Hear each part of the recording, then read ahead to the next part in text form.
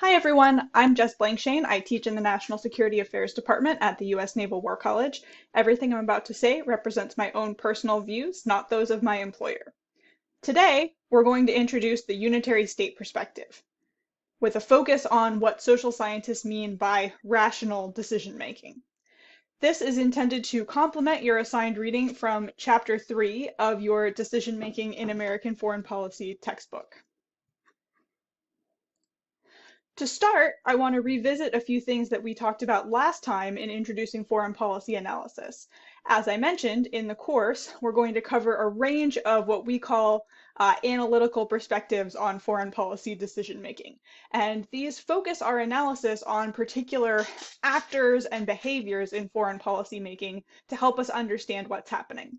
Today, we're going to introduce the unitary state perspective, which focuses on the unitary state as the actor. So Russia, France, the United States are considered to be actors who would take foreign policy actions.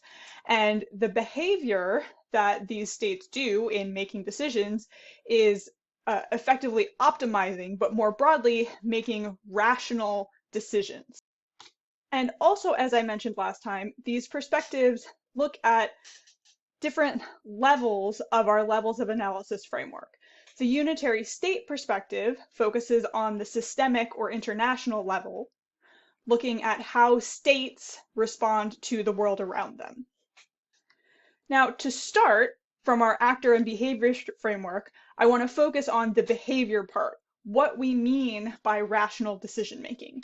And to do this, I think it helps to step back for a minute from our state who's making foreign policy decisions and instead just think about a person making decisions and what it would mean in a social science context for that person to make a rational decision. So in social science, when we talk about rational choice theory, we're making assumptions about how actors make decisions. We assume that these actors have preferences over outcomes or states of the world, and that they have beliefs about how their actions make those states of the world more or less likely to occur. And then they're going to make a choice based on their beliefs and preferences. And specifically, when it comes to rational choice theory, we're going to assume that their preferences can be rank ordered, which we'll talk about more in a minute, that their beliefs are consistent in some manner, that we sort of understand how they're connecting cause and effect, and that finally they're going to make their decisions by optimizing, by choosing the action that will likely lead to the best outcome. Although again, as we talked about last time, we allow for the fact that the world is uncertain. The actor may not know exactly how their actions are going to translate into outcomes. There's some uncertainty in the world that translates their decision, their choice, into an outcome. So the first thing to talk about is preferences and what it means for an actor to have rational preferences.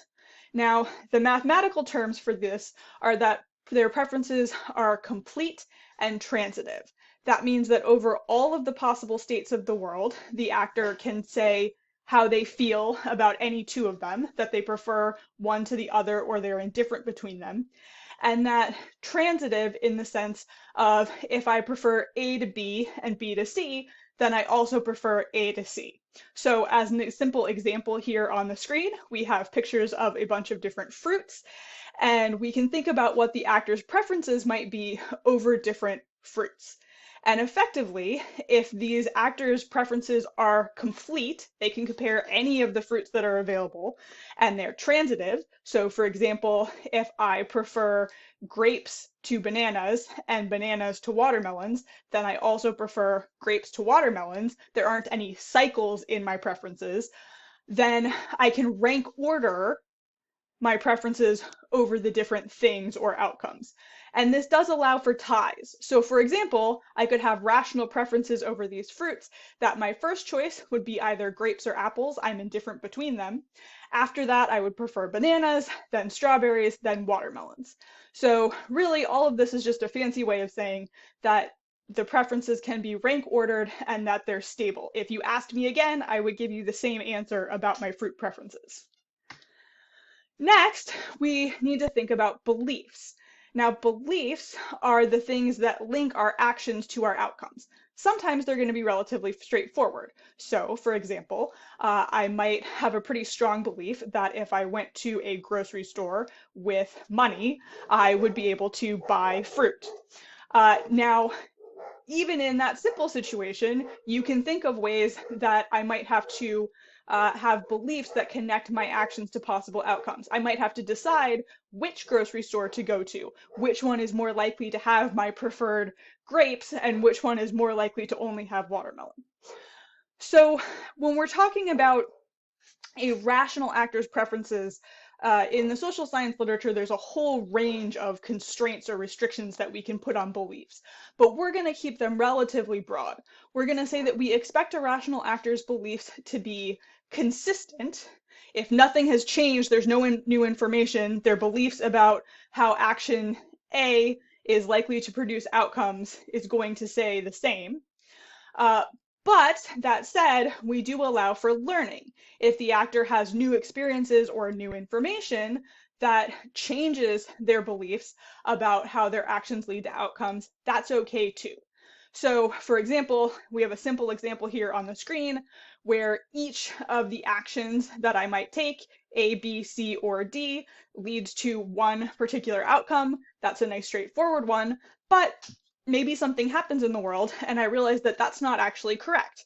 Then I might update my beliefs to say, for example, actually, if I choose action C, I think it's possible that X or Z could happen. Now, to make a decision, our rational actor is going to put together all of these things.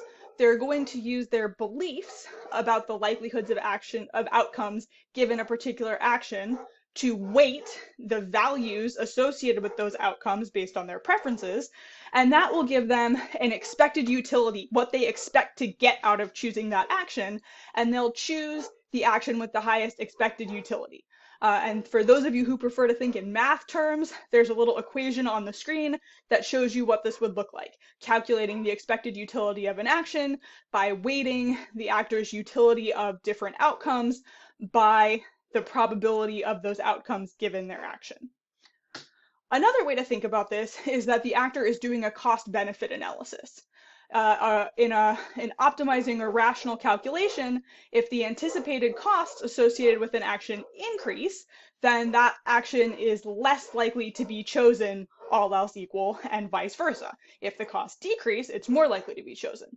Similarly, if the anticipated benefits associated with an action increase, then that action is more likely to be chosen, all else equal, and vice versa. If the anticipated benefits decrease, then the action is less likely to be chosen. So that's all great for our little stick figure who is making decisions about how to obtain fruit, but what does that have to do with unitary states and foreign policy decision making? In this case, what we're doing is we're replacing our actor, no longer sort of this little person. Now our actor is a state. So in this case, I have a flag representing the United States. Now, the preferences that that state has are national interests, sort of broad things like security and prosperity, and more specific objectives that they would like to obtain in any particular situation.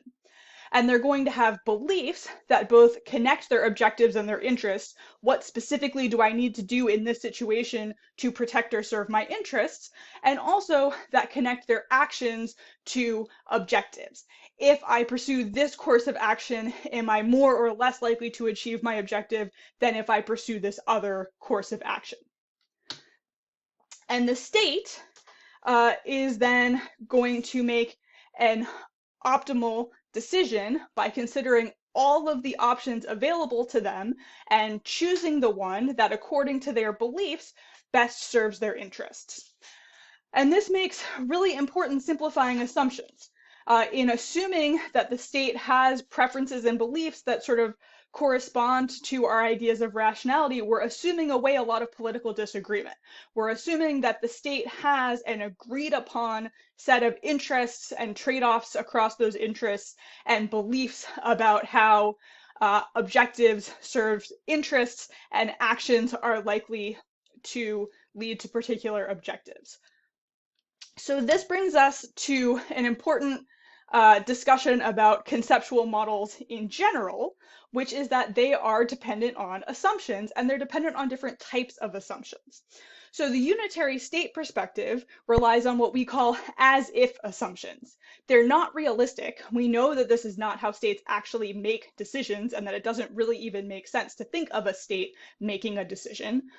But with very little information about a particular state, they provide general predictions of how that state will behave. All we need is a general sense of the state's interests and their beliefs about the world, which frequently we fill in using IR theories, and we can make predictions about how they'll act in a situation, how they'll react to changes in the world. But that said, while this does provide a lot of predictive and explanatory value, in the real world, we see lots of deviations from what the unitary state perspective would tell us will happen in a particular case. And that's why we have a number of other perspectives whose assumptions are more descriptive. They're closer to describing how decisions are actually made, although of course they still make simplifying assumptions. But that means that to use them, we need a lot more information about the state, about its organizations, about the people within it, to understand how it's going to work. So it's harder to generalize. We need more specific information about a particular state or government to be able to explain its foreign policy decisions and predict what it might do. So that, again, brings us back to this set of analytical perspectives that work together. So this was your brief overview, introduction to the unitary state perspective. We will next time cover the organizational process perspective, which moves us to the state level, societal level of analysis, looking into that machinery of how the state government works. And then we will continue down our list and cover the rest of the perspectives, which will give us a toolkit for analyzing foreign policy through a number of different lenses. Thanks for watching, and I will see you next time.